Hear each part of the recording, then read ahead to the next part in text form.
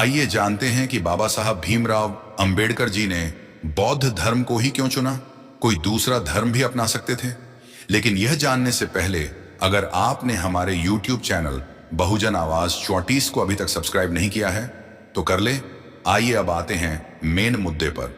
बाबा साहब डॉक्टर भीमराव अंबेडकर ने बौद्ध धर्म को अपनाने का निर्णय अचानक नहीं लिया था। यह एक बहुत ही गहरा, चिंतनशील और विश्लेषणात्मक निर्णय था। उन्होंने लगभग 21 वर्षों तक विभिन्न धर्मों का अध्ययन किया, हिंदू, इस्लाम, ईसाई, सिख, पारसी और अंततः बौद्ध धर्म। आइए विस्तार से समझते हैं बाबा साहब ने कौन कौन से धर्मों का अध्ययन किया और क्या पाया। 1. हिंदू धर्म जन्म से हिंदू थे, लेकिन उन्होंने इस धर्म की सामाजिक व्यवस्था को गंभीरता से जांचा। जाति व्यवस्था यहां धार्मिक रूप से मान्य है। मनुस्मृति जैसे ग्रंथों में शूद्रों और दलितों को अस्पृश्य माना जाता था। मंदिर प्रवेश, शिक्षा, कुएं, पूजा आदि से वंचित किया गया। निष्कर्ष, यह धर्म समानता, न्याय और आत्मसम्मान नहीं दे सकता। 2. ईसाई धर्म। उन्होंने मिशनरियों और ईसाई धर्म ग्रंथों का अध्ययन किया। ईसाई धर्म में सिद्धांत रूप से समानता है, परंतु भारत में ईसाई बनने वाले दलितों को भी दलित ईसाई कहा जाता था। चर्चों में भी जाति भेद के उदाहरण मिले। निष्कर्ष, समानता का संदेश तो है, लेकिन भारतीय समाज में लागू नहीं होता। 3.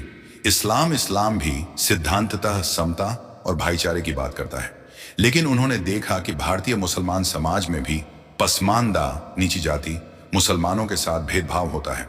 इसके अलावा इस्लाम में शरिया, पर्दा, पोलिगमी आदि नियम उन्हें आधुनिक दृष्टिकोण से अनुकूल नहीं लगे। निष्कर्ष, धर्म सिद्धांततः ठीक, लेकिन व्यवहार में समानता नहीं। 4. सिख धर्म। बाबा साहब ने सिख धर्म पर भी गंभीरता से विचार किया।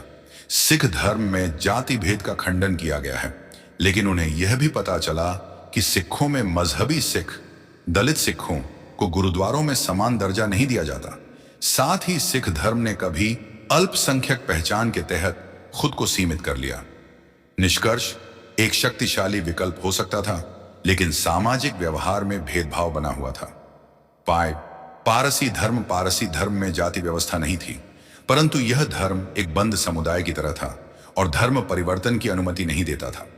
निष्कर्ष, अच्छा, लेकिन सामूहिक धर्मांतरण असंभव। बौद्ध धर्म क्यों चुना। 1. जाति विहीन समाज। बौद्ध धर्म में कोई जाति नहीं, सभी मनुष्य समान हैं। बुद्ध ने स्वयं ब्राह्मणवाद और वेदों की आलोचना की थी। यह धर्म दलितों को आत्मसम्मान देता है। 2.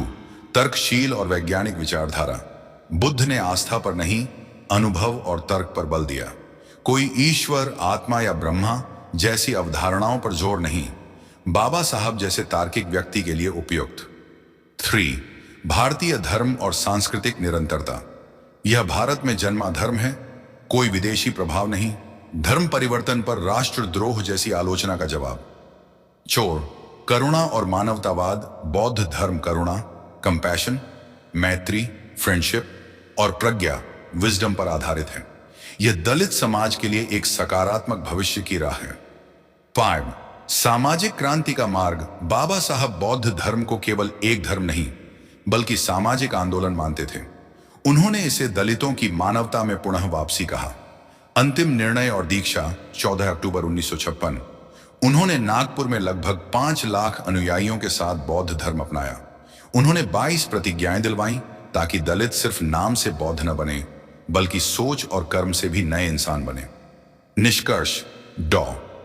आम्बेडकर ने बौद्ध धर्म को इसलिए चुना क्योंकि यह भारतीय, जाति विहीन, तार्किक और सामाजिक न्याय आधारित धर्म है। उन्होंने अन्य धर्मों में समानता की बातें तो देखी, पर व्यवहार में भेदभाव और व्यावहारिक सीमाएं भी देखी।